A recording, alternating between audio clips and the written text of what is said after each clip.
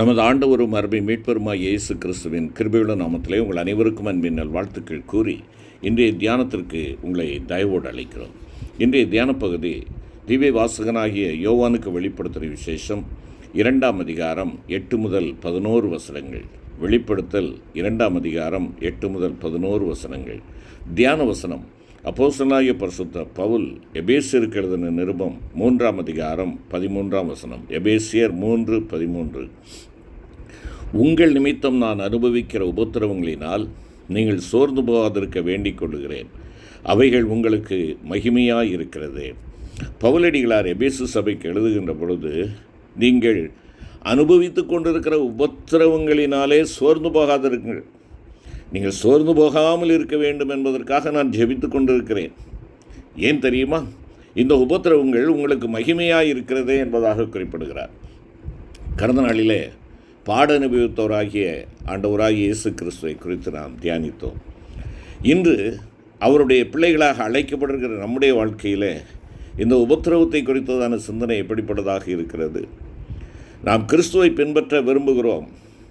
அநேகர் அதை விரும்பி ஆண்டவருடைய கிறிஸ்தவத்தை நாம் தழுவிக்கொள்ள விரும்பி வருகிறோம். ஆனால் வசனத்தின் நிமித்தமாக நமக்கு வரக்கூடிய உபத்திரவங்கள், துன்பங்கள், இவைகளை கண்டு சோர்ந்து போகிறோம், துக்கப்பட்டு முறுமுறுக்கிறவர்களாய் காணப்படுகிறோம். அதற்கு பின்பாக நாம் என்ன செய்கிறோம்? ஆண்டவரே, உபத்திரவமே எனக்கு வேண்டாம்ப்பா என்று சொல்லி ஜெபிக்கிறவர்களாய் காணப்படுகிறோம். ஊழியர்களுக்கு முன்பாக அல்லது பரிசுத்தவான்களுக்கு முன்பாக முழங்கால் படியிட்டு, பிரதர், சிஸ்டர், எங்களுக்காக ஜெபியுங்கள், எங்களுக்கு எந்த உபத்திரமும் இருக்கக்கூடாது, இந்த உபத்திரவங்களை தேவன் நீக்கி போடும்படி ஜெபியுங்கள் என்று சொல்லி நாம் ஜெபிக்க பரிசுத்தவான்களை தேடுகிறவர்களாக காணப்படுகிறோம். அருமையான கர்த்தருடைய பிள்ளைகளை, அவ்விதமாய் ஜெபிப்பது அல்லது அவ்விதமாக தனிப்பட்ட ஜெபத்திலையோ அல்லது மற்றவர்களை கொண்டோ நான் ஜெபிப்பது மறைமுகமாக தங்களுக்கு மகிமை வேண்டாம் என்று ஜெபிக்கிறோம் என்பதை நீங்களும் நானும் உணர்ந்து கொள்ள வேண்டும். சிலர் ஆலயத்திற்கு வந்து சென்றால் உபத்திரவம் வருகிறது என்று கூறி ஆலயத்திற்கே வராமல் இருந்து விடுகிறார்கள். வேறு சிலர் நாம் சாட்சி சொன்னால் அந்த சாட்சியை தொடர்ந்து நமக்கு உபத்திரவம் வருகிறது என்று சொல்லி சாட்சி சொல்லாமலே இருந்து விடுகிறார்கள். பரிசுத்த பவுல் தீமோத்தேயுக்கு எழுதுகின்ற பொழுது சொல்லுகிறார், கிறிஸ்து இயேசுவுக்குள் தேவ பக்தியாய் நடக்க மனதாய் இருக்கிற யாவரும் துன்பப்படுவார்கள் என்கிறார். 2 தீமோத்தேயு 3:12. அதை சுருக்கமாக சொல்ல வேண்டும் என்றால், உபத்திரவம் ஒரு உண்மை கிறிஸ்தவனின் உடன்பிறப்பு என்பதை மறந்து போகக்கூடாது.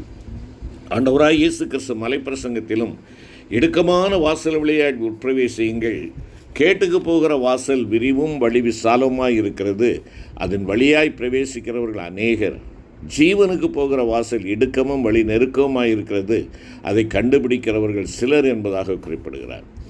அப்போஸ்தலர் காலத்திலேயும் உபத்திரவத்தை பற்றிய உபதேசம் கொடுக்கப்பட்டது. பவுலும் பர்னபாவும் சீடர்களுடைய மனதை திடப்படுத்தி விசுவாசத்திலே நிலைத்திருக்கும்படி அவர்களுக்கு புத்தி சொல்லி, நாம் அநேக உபத்திரவங்களின் வழியாய் தேவனுடைய ராஜ்யத்தில் பிரவேசிக்க வேண்டும் என்று சொன்னார்கள் என்பதாக அப்போஸ்தலர் 14:22 நமக்கு கூறுகிறது. இப்படி சொன்ன பரிசுத்த பவுலிடம் கர்த்தர், என் கிருபை உனக்கு போதும், பலவீனத்திலே என் பலன் பூரணமாய் விளங்கும் என்பதாக குறிப்பிடுகிறார். பலவீனத்திலே தேவ பலமும் உபத்திரவத்திலே தேவ கிருபையும் கிடைக்கிறது என்று அறிந்த பவுல், கிறிஸ்துவின் நிமித்தம் எனக்கு வரும் பலவீனங்களிலும், நிந்தைகளிலும், நெருக்கங்களிலும், துன்பங்களிலும், இடுக்கண்களிலும் நான் பிரியப்படுகிறேன் என்பதாக 2 கொரிந்தியர் 12:9-10 நாம் வாசிக்கிறோம். ஆதி அப்போஸ்தலரை ஆலோசனை சங்கத்தார் அழைத்து அடித்து இயேசுவின் நாமத்தை குறித்து பேசக்கூடாது என்று கட்டளையிட்டதை நாம் வாசிக்கிறோம். அவருடைய நாமத்துக்காக தாங்கள் அவமானம் அடைவதற்கு பாத்திரராக எண்ணப்பட்டபடியினாலே அவர்கள் சந்தோஷமாய் ஆலோசனை சங்கத்தை விட்டு புறப்பட்டு போய் தினந்தோறும் தேவாலயத்திலேயும் வீடுகளிலேயும் இடைவிடாமல் உபதேசம் பண்ணி ஆண்டவராகிய இயேசுவே கிறிஸ்து என்று பிரசங்கித்தார்கள் என்பதாக அப்போஸ்தலர் 5ஆம் அதிகாரம் 40 முதல் 42 வசனங்களிலே நாம் வாசிக்கிறோம். அருமையான கர்த்தருடைய பிள்ளைகளே, இந்த உபத்திரவத்தை குறித்து நாம் கலங்கி போயிருக்கிறோமோ? ரோமருக்கு எழுதுகின்ற பொழுது பவுலடிகளார் 8ஆம் அதிகாரம் 17-18 வசனத்தில், நாம் பிள்ளைகளானால் சுதந்திரருமாமே, தேவனுடைய சுதந்திரரும் கிறிஸ்துவுக்கு உடன் சுதந்திரருமாமே, கிறிஸ்துவோடு கூட நாம் மகிமைப்படும்படிக்கு அவருடனே கூட பாடுபட்டால் அப்படியாகும். ஆதலால் இக்காலத்து பாடுகள் இனி நம்மிடத்தில் வெளிப்படும் மகிமைக்கு ஒப்பிடத்தக்கவைகள் அல்ல என்று அங்கே அவர் எழுதுகிறதை பார்க்கிறோம். பிரியமான கர்த்தருடைய பிள்ளைகளே, நம்முடைய பரலோக குடும்பத்தில் தேவன் நமக்கு பிதாவாகவும் ஆண்டவராகிய இயேசு கிறிஸ்து நமக்கு மூத்த சகோதரராகவும் இருக்கிறார்கள்.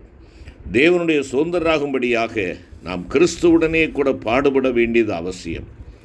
இளையகுமாரனுக்கு தன்னுடைய அண்ணனோடு கூட பாடுபட விருப்பமில்லாதபடியினாலே தன்னுடைய தகப்பனை விட்டு மூத்த சகோதரனை விட்டு அவன் என்ன செய்கிறான்? தூரதேசத்திற்கு போய் தன் ஆஸ்தியை அழித்து போடுகிறான். ஆனால் மூத்த குமாரனை பாருங்கள், தன் தகப்பனோடு இருந்தான், தன் தகப்பனோடு பாடுபட்டான். அதனால் தகப்பனுடையதெல்லாம் அவனுக்கு உரியதாயிற்று. தகப்பன் அந்த மூத்த குமாரனை பார்த்து சொல்லுகிற வார்த்தையை பாருங்கள், மகனே, நீ எப்போதும் என்னோடு இருக்கிறாய், எனக்குள்ளதெல்லாம் உன்னுடையதாக இருக்கிறது என்பதாக குறிப்பிடுகிறார். தகப்பன் பாடுபடும்போது இவன் சுகஜீவியத்தை விரும்பவில்லை, அவனோடு கூட இவனும் பாடுபட்டான். ஆதலால் தான் தகப்பன் சொல்லுகிறார், நீ எப்பொழுதும் என்னோடு இருக்கிறாய் என்பதாக தகப்பன் குறிப்பிடுகிறார். பிரியமான கர்த்தருடைய பிள்ளைகளே, நம்முடைய கர்த்தராகிய இயேசு கிறிஸ்து நல்ல குமாரன், எப்போதும் தேவனோடு இருக்கிறார், பாடுபடுகிறார். அவருடனே கூட நாமும் பாடுபட்டால் அவரோடு நாம் மகிமைப்பட முடியும். கொரிந்து சபைக்கு எழுதுகின்ற பொழுது 2வது நிருபத்திலே பவுலடிகளார் 4ஆம் அதிகாரம் 17வது வசனத்திலே உபத்திரவத்தை குறித்து எழுதுகையில் அதிசீக்கிரத்தில் நீங்கும் லேசான நம்முடைய உபத்திரவம் என்பதாக குறிப்பிடுகிறார். அதிசீக்கிரத்தில் நீங்கும் லேசான உபத்திரவம் என்பதாக குறிப்பிடுகிறார். கர்த்தருடைய பிள்ளைகளே, சிலர் உபத்திரவத்துக்கு அதிக கனத்தையும் மேன்மையும் கொடுத்து பேசுவார்கள். சூரியனுக்கு கீழே நான் தான் அதிக உபத்திரவப்படுகிறேன், வானத்தின் கீழே எனது குடும்பம்தான் அதிக உபத்திரவத்தால் வழியாக கடந்து போகிறது, யோபுவைப் போல நான் உபத்திரவப்படுகிறேன், இயேசு கிறிஸ்து சிலுவையிலே 3 மணி நேரம் தான் பாடுபட்டார், நானோ 3 மாதமாக 3 வருடங்களாக 30 வருடங்களாக நான் பாடுபடுகிறேன் என்றெல்லாம் கூறுகிறதை நாம் கேட்கின்றோம். ஆனால் பரிசுத்த பவுலடிகளார் அதை குறிப்பிடுகின்ற பொழுது உபத்திரவத்தை லேசான உபத்திரவம் என்று எழுதுகிறார். 2 கொரிந்தியர் 11ஆம் அதிகாரம் 23, 27 வசனங்களை வாசித்து பாருங்கள். அவர் கடந்து சென்ற பாடுகள், அந்த பாடுகளின் பாதைகள் விவரிக்கப்பட்டிருக்கிறது. ஆனால் அவைகளை எல்லாம் பவுல் கடந்து சென்றவர். உபத்திரவத்தை அவர் எவ்விதமாய் மதிப்பிடுகிறார்? லேசான உபத்திரவம் என்று. லேசான உபத்திரவம் என்கிறார். அந்த லேசான உபத்திரவம் மிகவும் அதிகமான நித்திய கனமகிமையை உண்டாக்குகிறது என்பதாக வேதம் சொல்லுகிறது. பேதுரு தன்னுடைய நிருபத்தில் எழுதுகின்ற பொழுது அங்கே நான் பார்ப்போம் என்றால், கிறிஸ்துவின் மகிமை வெளிப்படும் போது நீங்கள் கலிகூர்ந்து மகிழும்படியாக அவருடைய பாடுகளுக்கு நீங்கள் பங்காளிகளாய் இருக்கிறபடியினால், நீங்கள் பங்காளிகளானதால் சந்தோஷப்படுங்கள். ஒருவன் கிறிஸ்தவனாய் இருப்பதினால் பாடுபட்டால் வெட்கப்படாமல் இருந்து அது நிமித்தம் தேவனை மகிமைப்படுத்த கடவன் என்பதாக 1ஆம் நிருபத்தில் 4ஆம் அதிகாரம் 13 மற்றும் 16ஆம் வசனத்திலே குறிப்பிடுகிறார். அவர் இந்த பாடுகளின் ஜீவியத்தை குறித்து வெளிப்படுத்தல் பெறும் முன்னே கர்த்தராகிய இயேசு கிறிஸ்து அவரிடம் தமக்கு வரப்போகும் பாடுகளை குறித்து பேசிய போது இது உமக்கு நேரிடக்கூடாது என்றார். இப்போது அவர் பாடுகளை பற்றி நன்றாக வெளிப்படுத்தல் பெற்று பாடுகளில் சந்தோஷப்பட சொல்லுகிறார். அருமையான கர்த்தருடைய பிள்ளைகளே, நீங்களும் நானும் கிறிஸ்துவுக்காக வசன வாழ்வு வாழுகின்ற பொழுது அறைகுவலான வாழ்வாக அது நமக்கு காணப்படுகிறது. அதை கண்டு ஓடி ஒதுங்குகிறவர்களாக இருக்கிறோமோ, இது நமக்கு நேரிடக்கூடாது என்று நாம் ஒதுங்குகிறவர்களாக இருக்கிறோமோ, பேதுரு அப்போஸ்தலன் ஆண்டவருக்கு அது நேரிடக்கூடாது என்று சொல்லி கரிசனையோடு சொன்னார். ஆனால் இப்பொழுது அவர் சொல்லுகிறார், தான் படப்போகிற பாடுகளை பற்றி நன்றாக வெளிப்படுத்தல் பெற்றவராக அந்த பாடுகளிலே சந்தோஷப்பட சொல்லுகிறார்.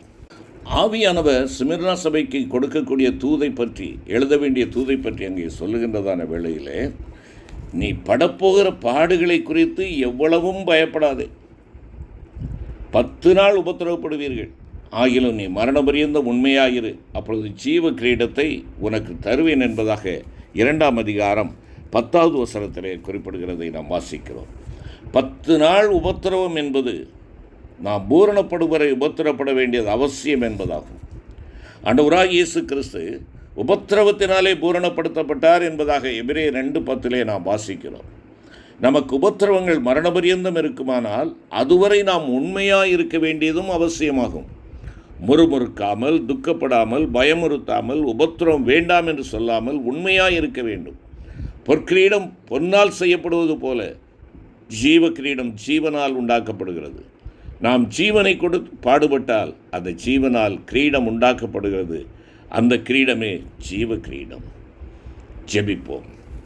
கிருபை நிறைந்த ஆண்டவரே, நான் உபத்திரவப்பட்டது எனக்கு நல்லது, அதனால் உமது பிரமாணங்களை கற்றுக்கொள்கிறேன் என்பதாக சங்கீதக்காரன் சொல்லுகிற அனுபவத்திற்குள்ளாக நாங்களும் கடந்து வர நீர் எங்களுக்கு உதவி செய்யும். உபத்திரவத்தை கண்டு ஓடிவிடாது, ஒதுங்கி விடாது, நாங்கள் புறமுதுகு காட்டாது, உபத்திரவங்களிலே கலிகூர்ந்து அவைகளில் பிரியப்பட்டு நாங்கள் அடைய வேண்டிய மகிமையை அடைய ஆண்டவர் எங்களுக்கு உதவி செய்வீராக. மீட்பர் இயேசு கிறிஸ்துவின் மூலம் வேண்டிக் கொள்கிறோம் நல்ல பிதாவே. ஆமென்.